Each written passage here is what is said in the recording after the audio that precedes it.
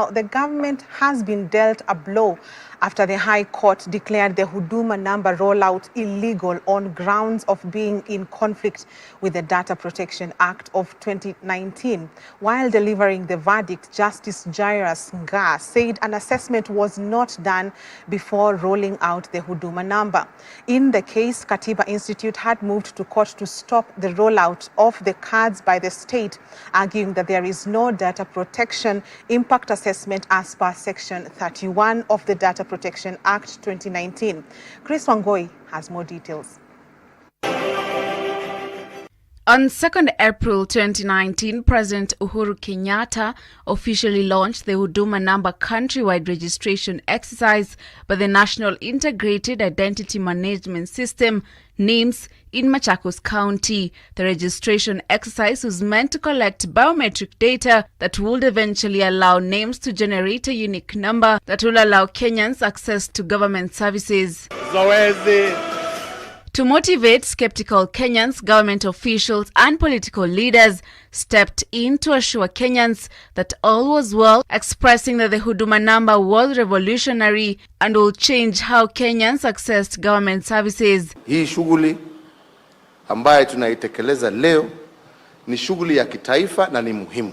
Hii imeletwa kusaidia, ndio sababu mimi mwenyewe nimejitokeza. Nilimwambia Uhuru mimi nitaenda. The Huduma number issue was received with mixed reactions, especially after information emerged that only those with Huduma number cards will access vital government services. Kenyans will later flock to the registration centers countrywide to register. Soon, questions on legality and the safety of Kenyans' data came up. Following this, the Data Protection Act of 2019 was passed in November the same year, an act that saw the need for a Data Protection Commission to be formed and a Data Protection Commissioner be appointed to help implement the act. ICT Cabinet Secretary John Musheru assured Kenyans that all was well and that their data was safe following the appointment of the Commissioner Immaculate Kaseit. The regulations required to manage hiyo Huduma number, hata parliament imepitisha hizo.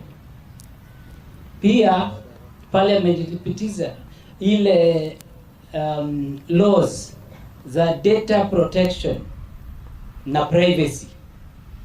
Kwa hivyo ni kuhakikisha nyinyi watu wote hii Huduma card, hii Huduma number ambao unapata imeangaliwa kabisa, hakuna mtu ataweza tumia information yako bila permission yako.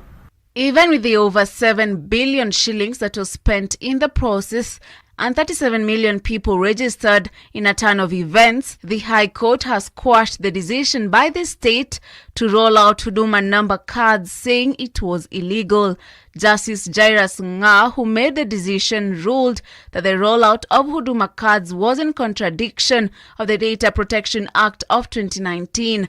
George Ogubi, a digital and tech law practitioner, is of the opinion that the first move of the government should be strengthening the Data Protection Act by enforcing regulations and making it an independent commission to allow it to implement the court's ruling. For the full implementation and realization of this Data Protection Act, then the Office of the Data Protection Commissioner needs to be given the full independence it deserves. You see now that the court has ruled that indeed there was a violation of the Data Protection Act.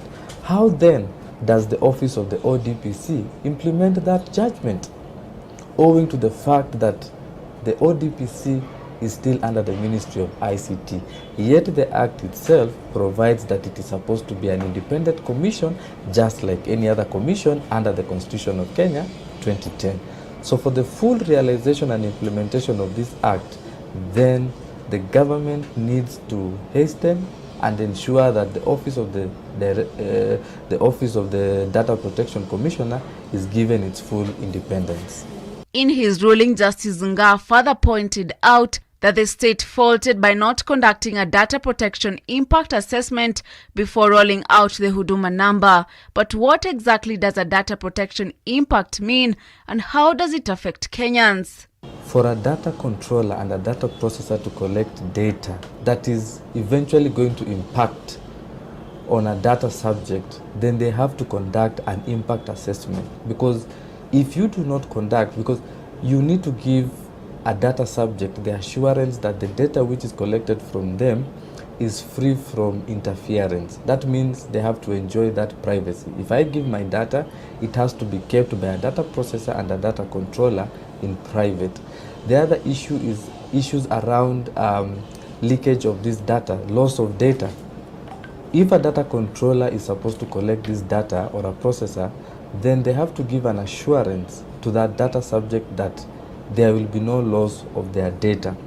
The other thing that the impact assessment report looks at is the issue of misuse. You realize that we live in an era where there's a lot of impersonation.